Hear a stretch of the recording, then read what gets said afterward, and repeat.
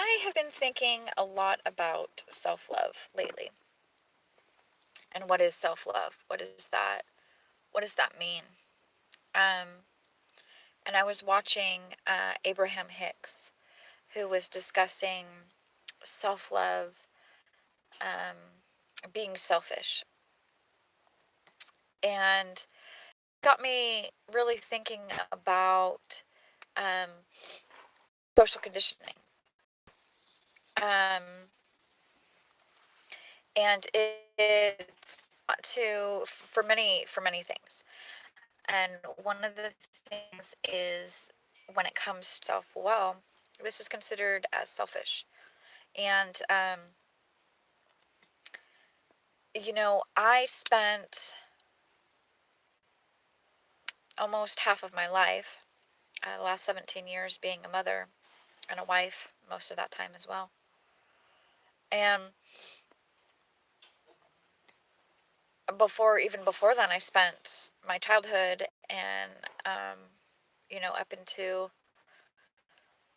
adulthood doing things for everybody else. I was taught that that's what a good person was, is that you did everything for everybody else. And in that time, I didn't even know what I enjoyed. I didn't even know what I liked, what felt good to me. Um, and over the last few years, I slowly started to discover that. And then even more so within the last year, and even more so last 6 months, and then even more so last 3 months, and so on. And I followed my guidance, I followed my intuition, I followed all the signs um, that led me into a position of feeling a love that I'd never felt before. And then subsequently brought me into discovering how to feel that love within myself instead of another person. And so I've been on this journey for the last couple weeks, and it just every day gets better, and I'm really discovering what self-love is. And it starts with where I started was affirmations. I am worthy was the very first one, and I put that everywhere. I wrote it up a bunch of times, and I put it in my car, I put it in my house, I put it in every room of my house, I put it on my mirrors. Um, and that's how I started. I had very low self-esteem, um, and very low self-worth for a very long time. And so I am worthy is the first one that I started doing. And I highly recommend this for anybody um, because it's a really good one. And affirmations are good, and I enjoy them, and they're a really good starting point. Now, if you're further along your journey and you've already started with affirmations, what else can you do? Meditation is huge. Meditation comes up a lot, and when we meditate, we get into a state of uh, being with oneself, right? Being with the your soul essence. And so meditation is huge. And when I first started, meditation was really, really difficult, right? Because I was told that you just get into state, and then there's no more thoughts that come. And there's, you know, um, and that's not how it works, right? So when you first start meditating, um, thoughts still come. They still come, and you can get into a state of like, oh my gosh, what is going on? I do not want these thoughts to come. You know, I'm not supposed to be thinking, so on and so forth. And I ask you, if you're in the beginning of your meditation, to understand that that's not that's not how it works. That just sitting with your thoughts, allowing them to come, because they're coming for a reason. And instead of getting angry at them for being there, or shaming yourself for having them, instead just allowing them to come and seeing them for what they are. Oh, okay, that's a thought. Um, That's okay that that's there. And I very recently, last week, I wound up spending 3 days at a spiritual retreat in Sedona, which was absolutely just profound in many ways, and I spent my birthday there 11/11, and 2 days after that, and it was a very powerful transformation for me. And I learned so much there, and I connected with the archangels who I do like channeling with Archangel Michael. I'm stepping into the channeling. That's still new for me, so that's a new aspect. But and so I was there with some incredible channels, and there was one gentleman there who's American airline pilot, incredible, and he, through his voice and through what he says, he creates shifts in your perspective, in how you perceive things. And so what he was saying is, he was saying that, you know, in meditation and in any other time, you get into a state of, like, when negative thoughts come, because that's a huge thing. And when I do energy healing with people, it's self-worth that we start with, because it's like the basis, it's the background, it's where everything is located, right? We've, through our generations, through our ancestors, through our lifetimes, we come from a very destructive background, very destructive lifestyles, and it's all about self-worth. Like, the self-worth is so damaged just from the beginning, that that's the stepping stone. So anyways, he was talking about how, when negative thoughts come up, like, I don't even like to voice them, because they don't feel good in my body to voice them. But just any kind of negative self-talk, when that comes up, he talks about the fact that you can just, understanding that they come up and recognizing them as an old friend. And that's how he refers to it. He's like, well, refer to it as an old friend, and and understand, like, oh, thank you, old friend. I remember you. I recognize you. And right now, though, I'm going to go this way. I'm going to choose to go this route. And that's really beautiful. And there was so much more to it when he spoke about it. However, it was like, just so profound in that understanding, that instead of criticizing yourself when those come up, that's creating a cycle. If you're criticizing yourself, right? You're criticizing yourself for criticizing yourself. And instead of getting in that flow, just recognizing those thoughts, and knowing that that's your background, that's your old programming.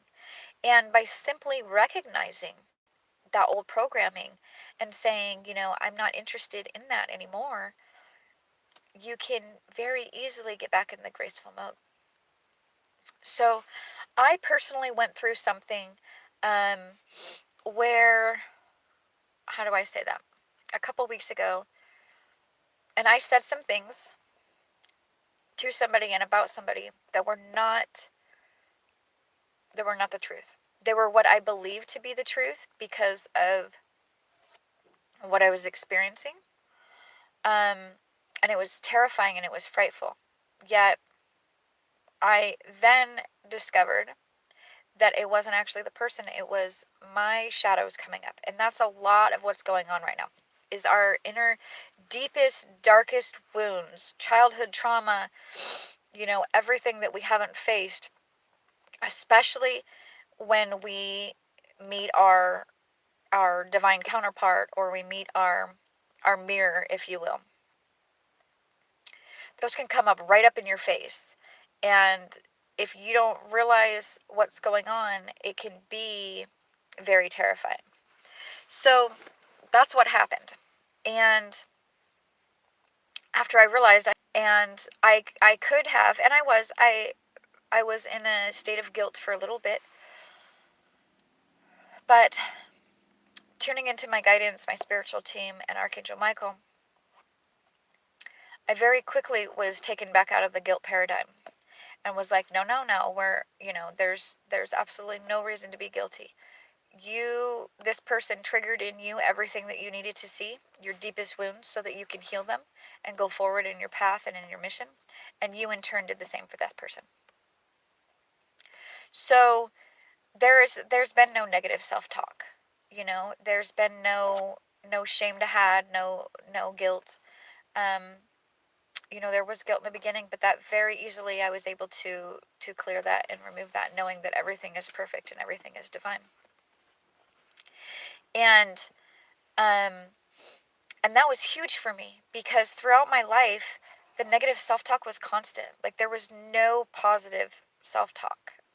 There just wasn't. And the last 2 years that really, really changed around. And I've noticed, other than this incident, like, I've noticed that the negative self-talk is so, so minimal. It, if not, like, not even there at all. And of course, this is a process. But I ask you to start on that process, to just recognize when they come up. Whether it's, oh, I'm stupid. Oh, how could I do that? Or how could I, I'm not smart, or I'm fat, or I'm whatever it is that comes up for you. Instead of shaming yourself more or allowing that to continue, do not put, and especially do not put your thoughts into your words, because as we are powerful creators, and as we think things and we speak them, then it's like we're creating that even more so. And so just recognizing that, oh, I'm not even thinking very nicely about myself right now. That doesn't feel good. It doesn't feel good in my body. It doesn't feel good in my mind. So I'm going to, I'm going to do something that does feel good. And instead of, I ask you to, and it can be interesting to do it this way. But if you're thinking, like, for instance, oh, I'm stupid, switching it to, oh, I'm smart. And it can feel like a lie, right? It can feel like you're not being honest with yourself. But let me tell you something. You are smart. You are brilliant. You are beautiful. You are perfect. You are every positive attribute that has ever existed. And you are not any of the negative at all. The only thing is that coming to the understanding of that, because you've been belittled your whole life. You've been socially conditioned to think that you're less than. And so it can be a process. I think it's always a process. And I am so far from where I started that I have so much to be proud of. And you can too, and you will too. And it's sharing with others, what you go through, that really helps this. That'll really help others and help yourself in that. So that's why I thought I would come on for a little bit, and I disabled chat, and I saw some people join in. And I'm not able to chat just because I just wanted to kind of share this. And I'm getting back on YouTube from being off of it. And I had shut it down a couple of weeks back when I went through my further awakening, and I'm starting back up, and I haven't really told anybody, any of my old subscribers, that I'm back up, because I'm being with myself right now instead of stepping back into that fully like I was. So today, the day before Thanksgiving in the U.S., the day before the 11/22 full moon,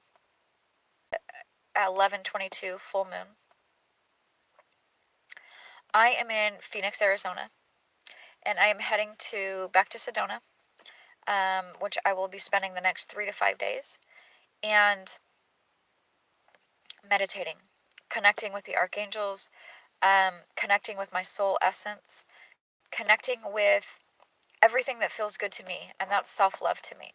So if self-love to you is, I ask you to do healthy things for yourself, but if you enjoy a donut, damn it, go buy a donut. And enjoy it, and thank it for its deliciousness. And think of something small. If it's a cup of coffee, if it's a walk in the park, if it's a bubble bath, if it's, I don't care what it is. Start small if you feel the need to. Do something for yourself today and every day going forward, because you are special, you are amazing, and you know what? The more self-love that you have within, the more love that you pour within your being, the more love that you can share with the world. And you're going to see that pour out into your relationships, into your friendships, into your, into your outer world. So anything that you're seeing outside of yourself, you're seeing because it's what's within. And so of there's a lot of people that see a lot of darkness outside. And, I don't watch the news, I don't watch the media, none of that, for a very specific reason, because A, it's fear and it's hate provoking. And that's on purpose. And so getting away from those paradigms is essential. I encourage you very much to get away from Facebook. The energy of that vibration just in the Facebook is is not well. It's not good. But do something for yourself today and every day. And if you're in the United States and you're celebrating Thanksgiving and you're doing things, for your family, for cooking away, doing all of that, I ask you to start your day with 5, 10, 20 minutes of meditation, of being with yourself. Start that day. And I very recently came into a method called a Psych K, and I ask you to look it up on YouTube. You could find a really quick video, which I started doing, and especially in the start of the day and right before bed, it's really, really incredible. So you're doing the process is that you're crossing your arms and you're crossing your legs, um, and you're doing a certain breathing technique and breathing out um, a affirmation. And so for mine, because of my recent experience, where this person um, that I fell in love with very deeply, we had past life love together, a soulmate. Um, it's it brought me into a state of I felt complete in his presence. So then, now I'm discovering needing to feel complete in my own presence and whole in myself. So what I've been doing is I am whole and complete.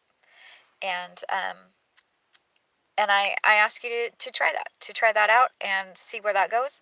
And I will check in again after a while, and I'll start, enabling the chat so that people can start chatting again, and starting up that way, because I am back online and I have a lot to share, and I have a lot more that's going to be coming in the next few days. So I love you deeply. More importantly, I love myself deeply, and I continue to work on that every day. And I ask you to do the same, because you are perfect the way that you are, and coming to that understanding is huge, is huge. So I send you so much healing and upliftment, and I look forward greatly to connecting with each of you. Thank you so much. Namaste.